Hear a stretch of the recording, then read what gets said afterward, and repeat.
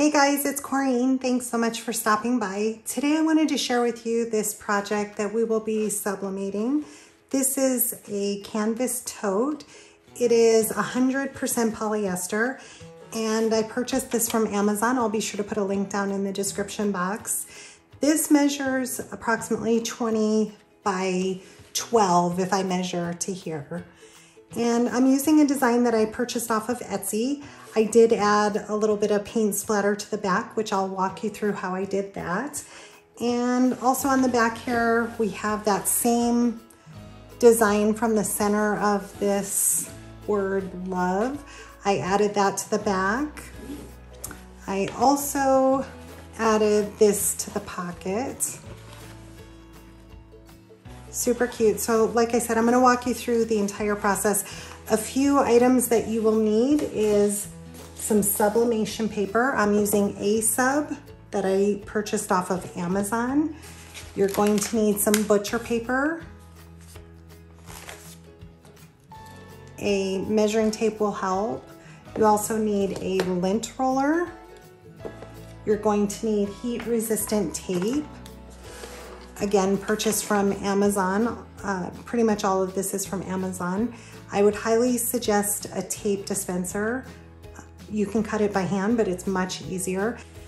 You will need a Teflon baking sheet. These you can get from Walmart in the cooking utensil department, kitchen area. You also need a printer that will print sublimation ink. I'm using Hippo ink that I purchased from Amazon, and you will need some sort of heat press. I'm using an HTV Ron auto press. You can use the Cricut press, any type of clamshell press, anything that goes up to 400 degrees. And today we are doing 390 for 75 seconds. So let me go ahead and show you how I got this designed. Okay, so I downloaded this from Etsy. I purchased and downloaded this from Etsy. I'll be sure to put a link down in the description box. It's in my download folders. I'm just gonna drag it over into my silhouette. And just for reference, I'm using the business edition. If you use a Cricut or whatever, if you like to use Word, you can do all of this within whatever program you like to use. So the next thing I want to do is go ahead and put some sort of paint splatter behind this. So I'm going to go to PNG Wing and I'm going to search for brush stroke. And I found one earlier that I like, so let me see if I can find that again. There's tons to choose from, so just choose which one that you like. I like this one here, this grunge black. Let me see.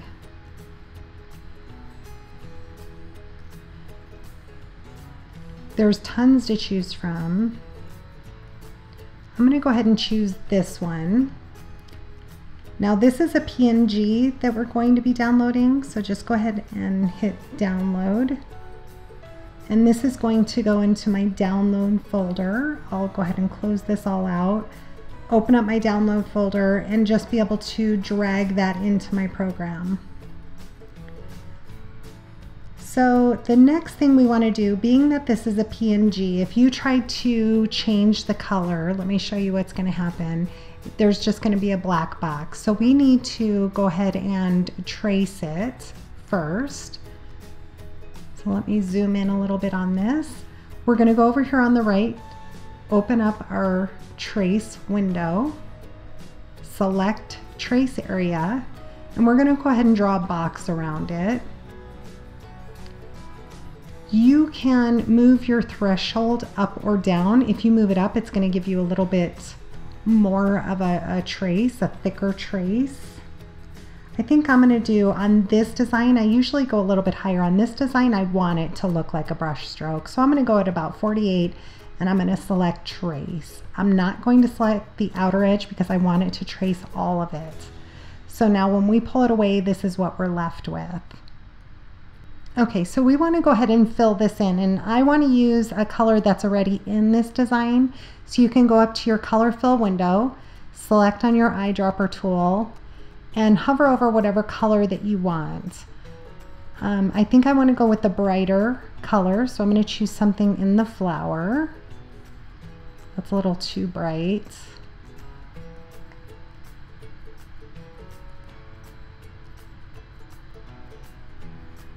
So I'm just going to kind of mess with it till I find the color I want. If you want, you can zoom in on it. I'm going to bring this a little closer so I can see what I'm doing here.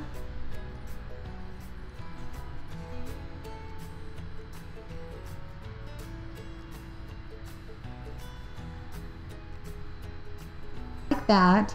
So now we need to change our line colors to be the same. So go up to open your line window panel. You can also fill it with the inside. And now we know it's a perfect match. So now what I want to do, this is not going to be large enough. So I want to go ahead and duplicate this. You can do so by right clicking and select duplicate. You can go up to your duplicate right here and duplicate that.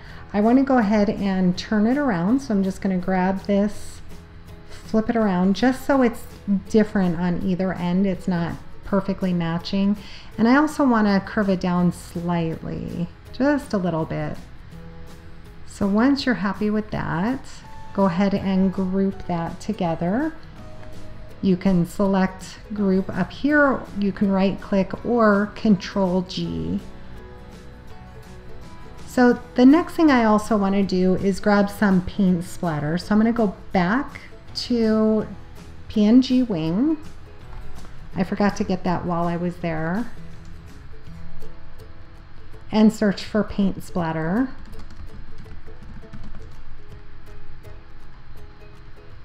And we're going to do the exact same thing we did. I'm going to use this one here. I'm going to go ahead and download that to my download folder. This again is a PNG. So we're going to trace it just like we did. Open up my download folder and bring it in. Again, I'm going to select trace area, draw a bounding box around it.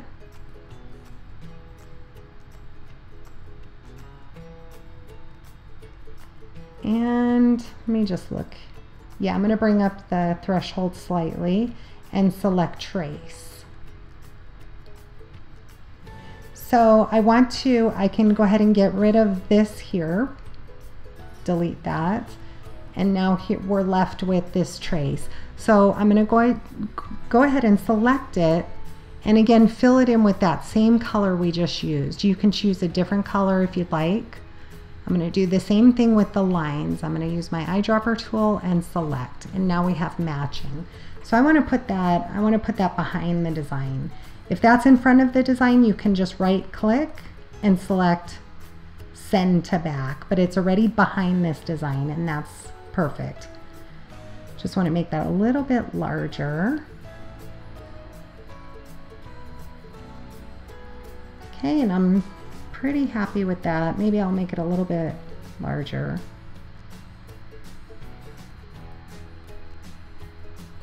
And once you're happy with that, go ahead and group this together. Again, Control G will group it quickly for you.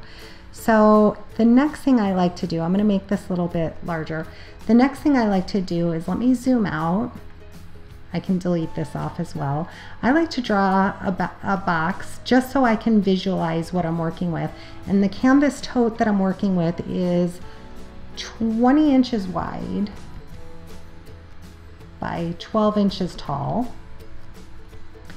And I'm going to draw another box. I'm going to duplicate this and make this 8.5 by 14 because that's the size sublimation paper that I'm using. Let me do that the other way. Make the height 8.5. And now let me just put some color in this to make it a little bit easier to see. So if I do this, this is that's similar to the color tote that I'll be using. And then I'm just going to fill this with anything, just something light that I can see through it. So I'll do like a really light gray here. So now let me center these, and zoom in on them. This again is just going to help me visualize what size I want my pattern to be or my print to be. Now I want this to come in the front, so I'm going to right click, bring to front, and I need to drag it down so it fits inside of the design. I'm going to group these together just so they don't move by hitting Control G, or again you can right click and group them. And I'm going to send them to the back because I want my design to be in front so I can see what I'm working with here. So right away I can tell you I want this quite a bit larger. And center that. So I'm just going to size this up here and see what looks good. I want to fill up that size sublimation paper that I'll be using. So I'm just gonna drag it till I pretty much fill up that size. Okay, and once I'm happy with that, I'm gonna go ahead and see what looks good with this.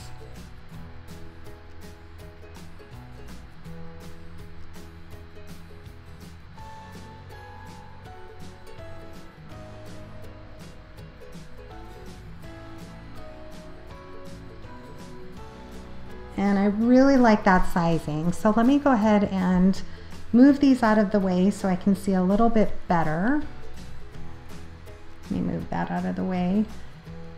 Center this right where I want, and then I'm going to go ahead and group those together. Now, in order for us to print this out to sublimate it, we do need to mirror the image. So you can do that while you're printing, or you can do it in your design now. You can right click and select flip horizontally, and that's going to flip our design. Go ahead and put it to the center of your page and rotate it. You can do that by grabbing here and dragging it, or you can go over here to your transform and select 90. Now I do need to go and change my paper size because, like I mentioned, I'm going to be using 8.5 by 14 paper. So let me go ahead. I can either change my mat to 12 by 24, because if I try to change my paper to 8.5 over here on the right by 14, it's not going to allow me to do that because it sees that I'm using a 12 by 12 mat. So I can either go here to machine and say none, and that doesn't limit me to the size that I want to print from. So now I can change this to 14. Center this on my page and select print. So you want to go up here to your print, choose your sublimation printer, make sure that you're choosing the 8.5 by 14 size, and again we mirrored it or flipped it in our program, so we don't want to mirror it while we print it. The other thing I wanted to, I'm going to cancel this so I can show you. I used another design. I used a design for inside the pockets. Okay, so I wanted to match the sunflower in this design, but if you look closely, this design, this sunflower goes behind the wording behind the L here. So being that I had this designed by the same designer, a different design, if you can see, this one goes in front. So again, we can, it's pretty simple. So let me just quickly, I used my erase tool. You want to zoom way in on it and just take your time with it. I used the erase tool over here on the left. I sized it pretty large to go over the larger areas, and I simply erased around the design. There's multiple ways you can do this. I found this to be the quickest and easiest. You can go through and edit the points to modify the design itself, but I thought this was pretty simple to go through and just erase around the design. Now I won't go through all of this because this did take me probably about 10 minutes to do, but when you're done with all this outside, you can then go in with your eraser, size it smaller, zoom way in on the portion that you want to see better, and just take your time and erase that out. Again, I would have used the larger eraser with that, but just for time's sake, I'm going to show you. So let me go ahead and just delete this off, get rid of this. And this is what I was left with. Again, I sized it up a little bit larger, and I'm going to go ahead and print that out, and we're going to put this on the back of the tote bag. This you do not need to mirror, being that it's the same all the way around. If it's wording, of course we would have to flip it or mirror it, but the sunflower, we don't have to worry about it. So let's go over to the heat press and get this ready to sublimate. So before heading over to my heat press, I do want to print out my design and prep my bag for the heat press. I'm going to lint roll it to make sure I get any of the fibers that are on the bag off before sublimating it. And this canvas tote has a pocket on the inside, so instead of having some weird lines or it not pressing correctly, I'm just going to fold out the pocket while I press it to avoid any weird creases. My design was placed directly in the middle of my sublimation paper, so because of that I'm able to fold it in half, give it a really light crease, and that's going to help me find my center point of the design. Here I'm using a press. It's the press, the padding that comes with my heat press. I have two of them, and being that it's larger than the other pillow press I have, I'm using that instead. And again, just measuring it to make sure I have it centered in my bag down in the crease. So I'm setting my HTV runt to 390 for 75 seconds. I'm placing a Teflon sheet at the bottom. Then I'll put in my canvas tote with the pillow inside of it. I do put a piece of butcher paper on the top just to protect it, along with a Teflon sheet. And once it's up to temp, I'm going to press it for, I think I do about 15 seconds. That's just to make sure to get any creases out and any moisture out before sublimating. So I do let this cool. I tape down my design. Normally I would tear the edge of my design to avoid any harsh edges, but my design went all the way to the edge of the paper, so I didn't worry about it. So once I've taped that down completely, I do put a piece of butcher paper on top along with the Teflon sheet. I'm always trying to protect my heat press from getting any ink on it. And I go ahead and press that again at 390 for 75 seconds.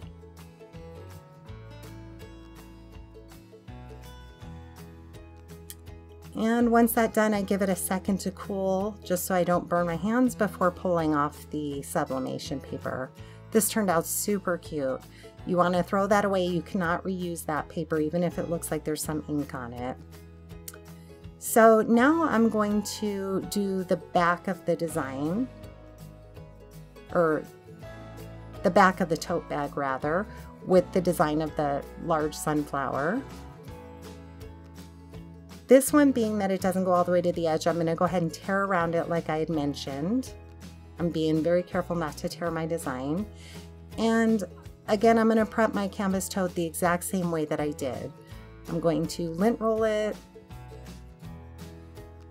and tape it down. I'm also tearing the wording that I'm going to be putting in the pocket just to prep for it.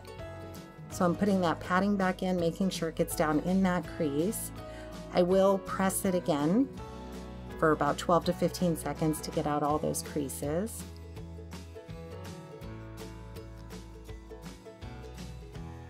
And just making sure it's centered. So I'll do the exact same process. Fold it in half. I've already given it a crease. I'm finding my center point. This doesn't have to be perfect, but it does help to line it up. And then I will tape it down. Being that we have sublimation on the other side of it, I will pick that up and put a piece of butcher paper to protect the sublimation we've already done.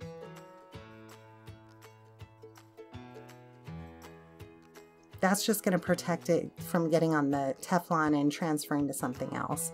And then again, I'll put the butcher paper on top and press that for 75 seconds.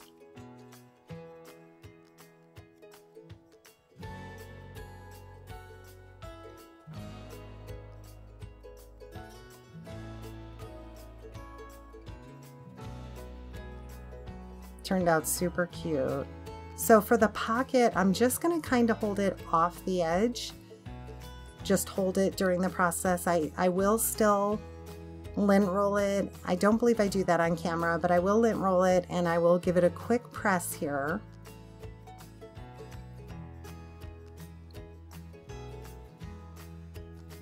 Place my design down and press it again.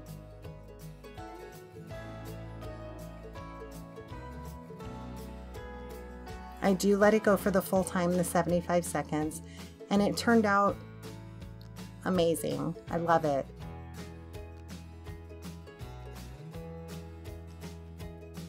So I hope you've enjoyed today's process. If you have any questions, leave them down in the comment section below.